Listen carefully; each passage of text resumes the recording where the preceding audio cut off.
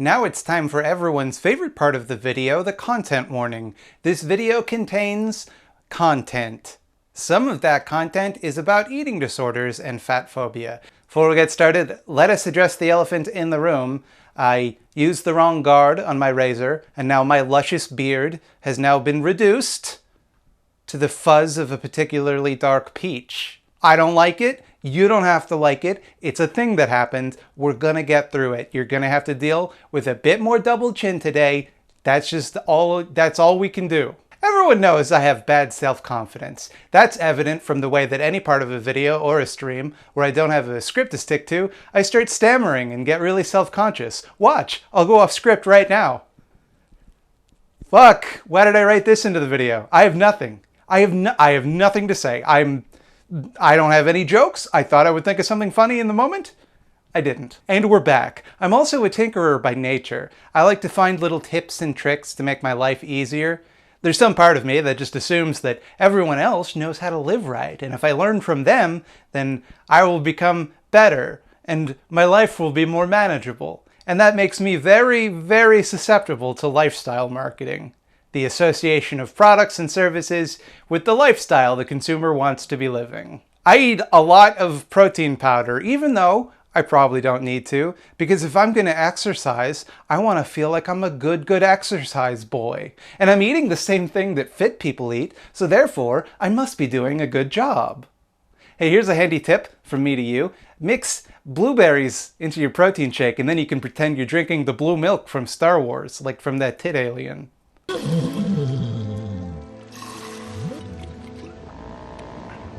And while that might occasionally get me to make good decisions, it's good that I'm exercising, it's good that I'm drinking the blue tit alien milk, it also feeds into a toxic impulse to optimize my life. It's good to want to improve yourself, but it's not great to feel like you're not enough right now. Particularly because if you don't deal with the underlying feeling, no amount of self-improvement is going to satisfy you. And then, when you don't get the feeling you wanted out of the self-improvement, you're likely to backtrack and lose all of your progress. But imagine, though, that you're in the self-improvement business. All of your clients come to you with a problem, and you solve it for them, and then they don't need you anymore. It's not a great business model, is it? No repeat customers. Now imagine you could feed into that toxic impulse to make people feel like they're never enough, and they need to do more and more to be enough. Then they'd crash and burn and need you, or someone like you, forever. Of course, the downfall of this business model is that if people aren't seeing the results they want from whichever service you're providing, they might say, well, fuck this guy isn't helping. And that would be a big risk. Assuming that everyone wasn't constantly rotating between all of the different mutually exclusive solutions to any problem on the market, so that each of them got a steady stream of new customers. Then you'd have to find a way to convince your customer that when they succeed, it's because of your influence, and when they fail, it's because of their own lack of discipline. Now, it might seem like I'm talking about the weight loss industry specifically at this point, and I am. It's hard for me not to think about that in particular, given how deep down the weight loss rabbit hole I am. But it's also more industries than that.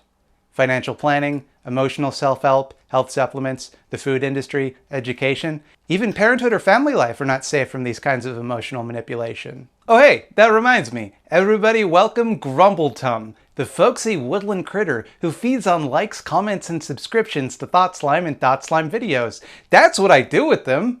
I feed Grumbletum with all your likes and comments, all your subscriptions, all your Patreon money. You don't want Grumbletum to go hungry, do you? Where was I? Oh yeah, emotional manipulation. It might seem counterintuitive to suggest that industries that sell themselves as a way to make you feel better actually require you to feel worse and worse to sustain themselves. But you already kind of know that, right? I mean, look at any fashion magazine. The reason you buy a fashion magazine, aside from whatever entertainment people get out of them, is to learn about fashion trends so you can dress better and, in theory, feel better about yourself. Or maybe just vicariously enjoy the fashion of stylish people elsewhere in the world. I don't know.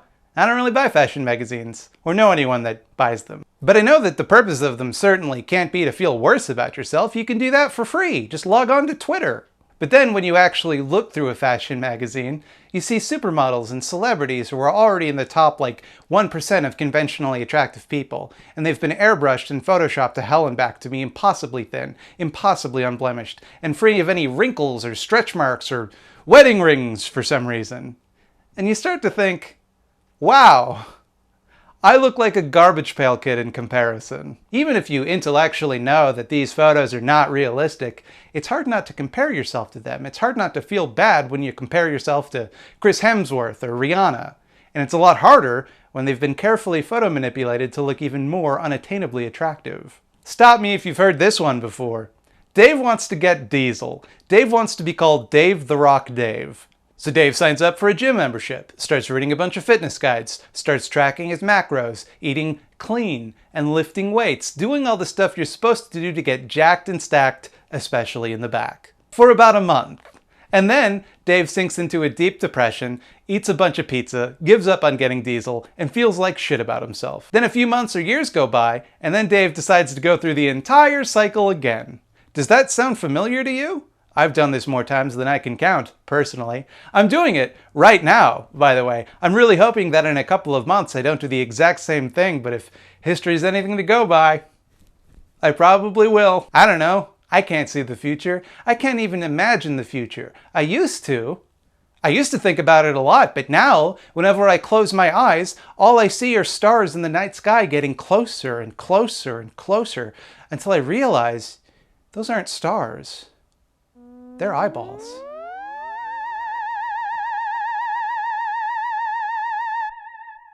Hello and welcome to the Eyeball Zone. Here in the Eyeball Zone, we promote lefty projects using the unlimited and unrivaled power of eyeballs. Many of you have failed me because you are not following and subscribed to my pal Casey Explosion on twitch.tv. Right now she's applying for partnership on Twitch, which means she's got to keep her view numbers high. Casey is one of the most relentlessly positive people I know, and I don't think you're going to find very many more welcoming spaces on Twitch than her streams. And if you listen to her voice without feeling relaxed, you need to go to the hospital right now. That's twitch.tv/Casey Explosion, nerds. Hey, you got some kind of small lefty project you want to see featured here on the Eyeball Zone? Please send me exactly one email with pertinent details like your pronouns at thoughtslimeeditor@gmail.com. Why did Dave and I go through this pattern? Seems pretty obvious to me. The desire to change ourselves isn't based in a natural, healthy desire to get stronger or be healthier or whatever. It's motivated by self-disgust. And that isn't very motivational, for a lot of reasons. Every day we wake up, feel shitty about ourselves, and try to fix it. So if we ever feel good about ourselves, our motivation goes away. But conversely, if we ever feel too bad about ourselves, any attempt at improvement feels pointless and we give up. It just doesn't work in the long run. And I guess now is the point when I've got to talk about this. I've alluded to this in previous videos. I'm not really comfortable talking about it, but I am an anorexia survivor. So far, anyway. In high school, there was a period where I ate maybe a couple hundred calories a day. Sometimes a single slice of bread, sometimes a single clementine orange. I dropped down to about 120 pounds, about 30 pounds below my so-called ideal body weight. Normally, I wore 36-inch pants, and I went down to about 26 to 28-inch pants. I got so small that I found myself wearing children's-sized clothing. Everybody noticed I'd lost a shit ton of weight, and most people were pretty worried about it, but nobody said anything. That's not exactly true. A lot of people said something. They said, "You look great." Back then, in the early 2000s, the idea of a male eating disorder was kind of laughable. I later had a professor in university who flat out said that she thought it was impossible for men to have eating disorders. Now, I don't consider myself a man, but that's how everyone saw me at the time. And so people just kind of shrugged it off when I lost a dangerous amount of weight. I've gained about 100 to 110 pounds since then, a fact that I am never not aware of, because no matter how much my rational adult brain knows the dangers of anorexia, how easily it could kill me, the vitamin deficiencies, osteoporosis, liver disease, pancreatitis, seizures, heart attacks, there's still that little voice in the back of my head that tells me I could look like I wanted to look if I just never ate anything. Sure, I would die eventually, but until I did, I'd be thin. Now obviously, that voice is losing that fight at the moment. I don't tell you this to make you worry that I'm having some sort of relapse or to make you feel bad for me. I promise you, I'm tracking my calories very carefully. I'm definitely getting enough of not just calories, but every single macro or micronutrient, except potassium, which I do got to work on that one. I'm getting to it. I'm saying this to illustrate a point.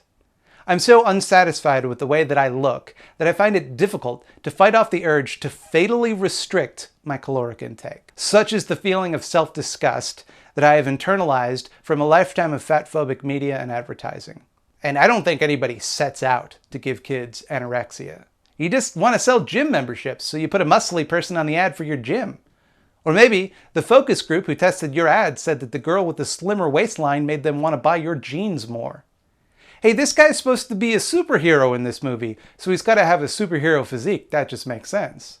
Hey, this lady's supposed to be the superhero's love interest. She's got to be sexy, or it won't be a good power fantasy for all the 13-year-old boys. Taken in isolation, none of these things are really all that harmful, except definitely the last one, which sucks. But they snowball on top of one another to the point that people begin to subconsciously associate fatness with shittiness.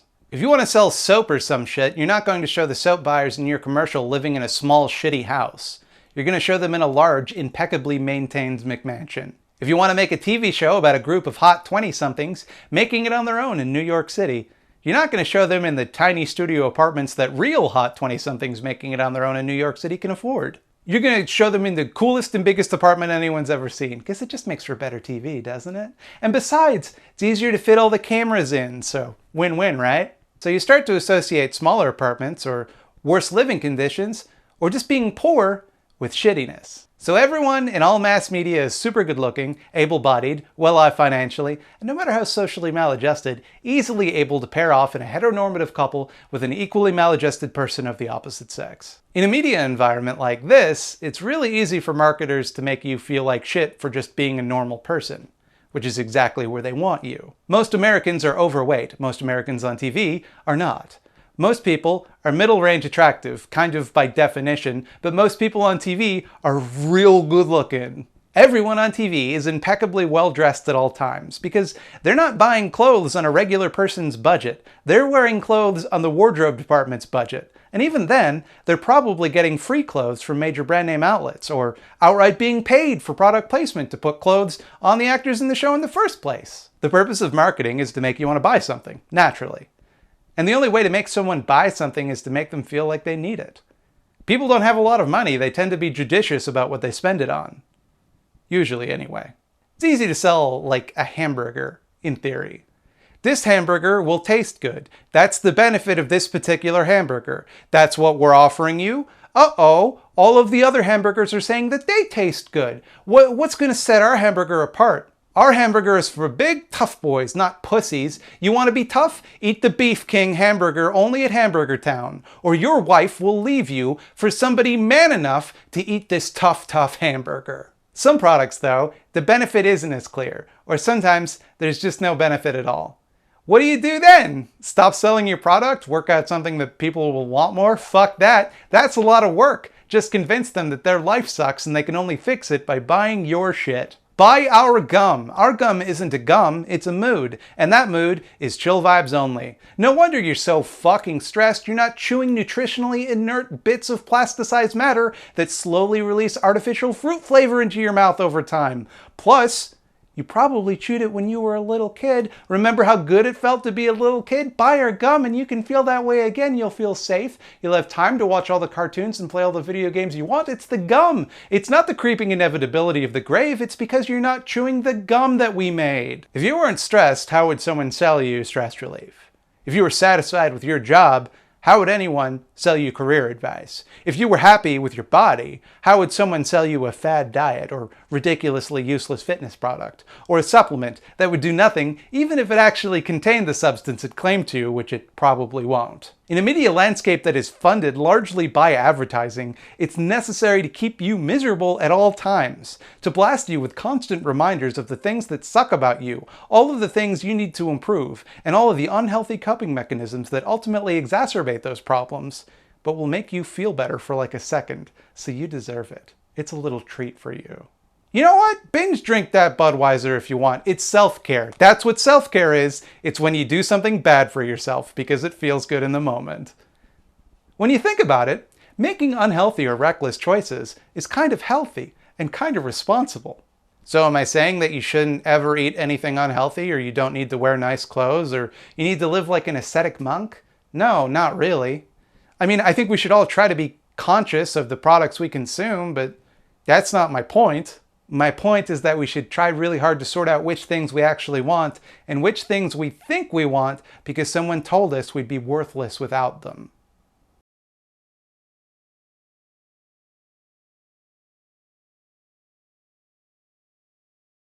Time for me to go off script again. This is my favorite part where I get to do all my calls to action. And I do that off script, and now you know why it's always so terrible. Before I get started, I would like to say one thing.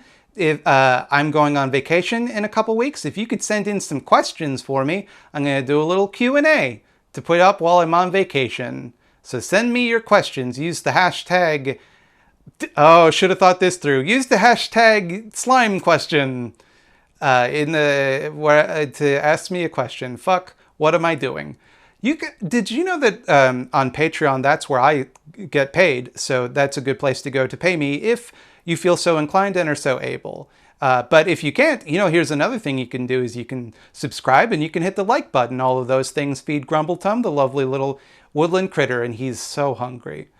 What are some other things? Did you know that about Scaredy Cats on youtube.com/scaredycatstv? That's my other YouTube channel where I talk about horror movies. Just put up a video about The People Under the Stairs. That's a good little movie. You'll probably like it if you like this channel. It's a very anti-capitalist movie. Also, hey, why don't you check me out on twitch.tv/thoughtslime, where I live stream every Thursday evening at 8 p.m. Eastern Standard Time.